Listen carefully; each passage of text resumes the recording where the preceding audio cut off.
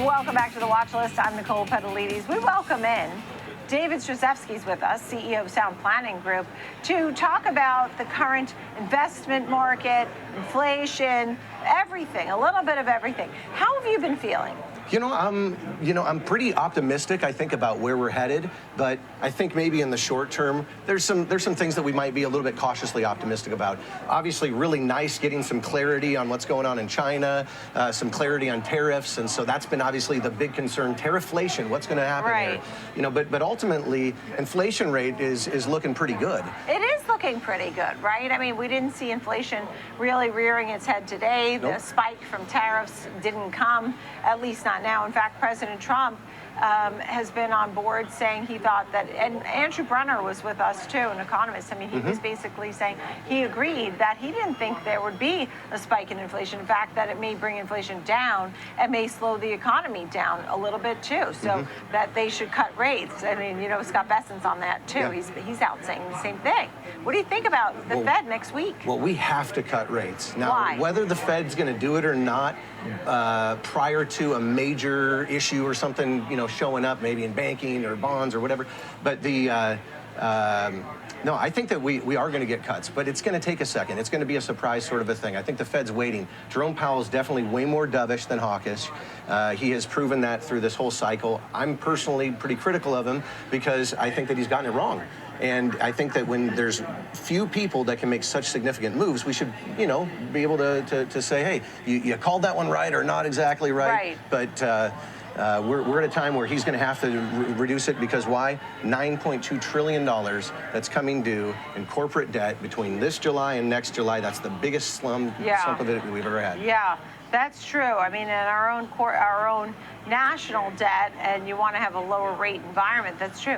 How about the CPI print? You sort of feel like there's a disconnect that's happening. Tell me about that and why that's important. Well, our economy's changing right now, for one, and so if we look at how the economy would be resetting right now, ultimately we've got parts of our economy that are going to be doing better, and some of them are going to be changing up, and ultimately there's just a lot that's and maybe the lower income folks that are using their credit cards or buy now, pay later. We've seen some demographics in that sense, particularly younger folks are doing that. The cost of food is still higher, even though meat and poultry and eggs came down. Food overall is still a little bit higher, whether you're at the store or at home. Something that came to my attention was that you had an interest in commodities and silver in particular. What is this about silver I'm seeing? Okay, so we've been watching gold and silver have these amazing runs. Yes. Now, silver is at its moment where I believe that in 2025, 26, you're going to see it disconnect from this range-bound area where it's been. The thing that we want to understand is what is the ratio of gold to silver, and then what's the mining ratio? The mining ratio today is the most important thing to understand. It's about 6.2 to 1, but yet the price is 92 to 1, and there's a deficit of silver right now of about 650 million ounces since COVID. And so when we begin to understand the deficit of silver, we're walking into a silver squeeze right now. You can't just go print this. And in fact, there's not even really silver mines. The #1 miner in the world for silver is a copper mine. And that's something that they find is 41 million ounces. So it's hard to add more to the bottom line, and that's why it's going to be very precious. So I know you actually have coins and things like that. How would you suggest people invest in silver? Okay, so there's a number of different ways. You can go in the precious metals. I personally think that that holding it in institutions where you can get leverage against it is a really smart idea. You can hold it through ETFs, or you can own the miners. There's a lot of different ways of doing this. I just want people to be paying attention to this idea, and relative to where they are in life, how they should be allocating is going to be based upon their advisor relationship with them and some of the risks that they're willing to look at. So your advice to investors, they should definitely have some silver in the portfolio. What else should they have in the portfolio? Okay, well, a couple things that I think are important to look at is we want to understand that there's new technology that's coming out right now. And some of this new technology, I've got a ticker here, DVLT. This is Data Vault.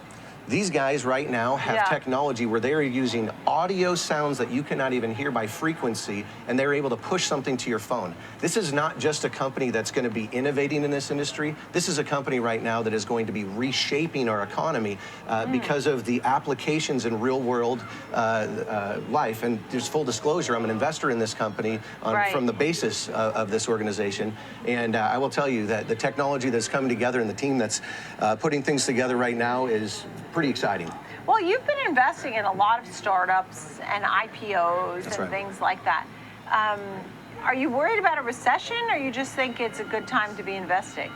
Great question. Or just don't know where to put the cash? I mean, sometimes people don't necessarily want to put the cash to work in equities. My basic thesis is that the world's changing right now, and I want to be in places where the puck is going. To quote Wayne Gretzky, get to it before it shows up. So I'm in banking, I'm in healthcare, I'm in a lot of technology companies, financial technology companies, blockchain companies, and so I believe that there's a more efficient way of running the world, and I believe that we are about to really appreciate those ideas. Yeah, and enter that, and then the anchor in a storm, index-linked annuities. Yeah, so here's the interesting thing. Now, bonds can make or lose money in 5 different ways.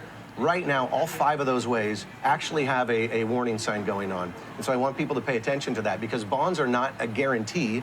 They're the safest part of the market, and I'm not saying every bond's bad, et cetera, but when we get Moody's downgrading us, we need to start asking some questions. Well, they already, I mean, the other two already did, Fitch and S&P. So now, over the years, that's wasn't like they did it all in 1 week, right?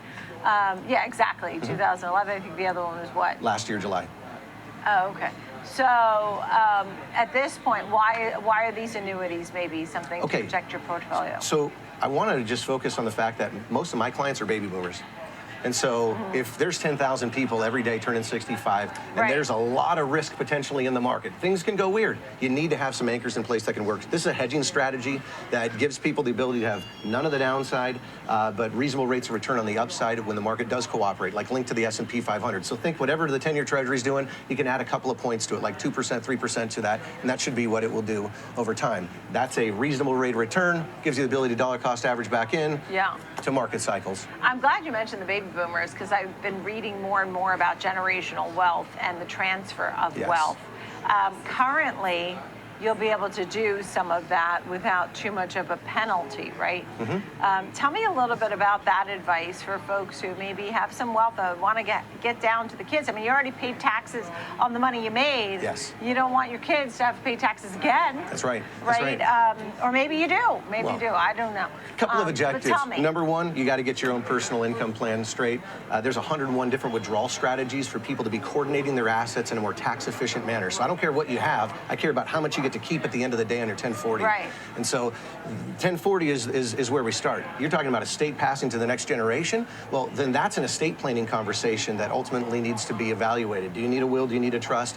How should you be putting this together? So we have a 7-step planning process at our firm that helps us to keep track of all that.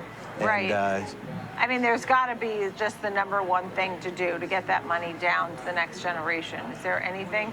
I guess talk to your advisor. So the challenge is that if you hold everything inside of a 401k, that's tax deferred.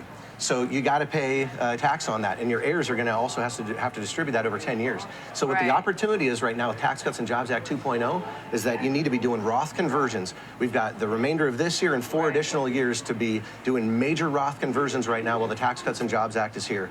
So single greatest opportunity in our adult lifetimes. That's good advice. That's good. David, thank you. David Stryzewski, CEO of Sound Planning Group. Still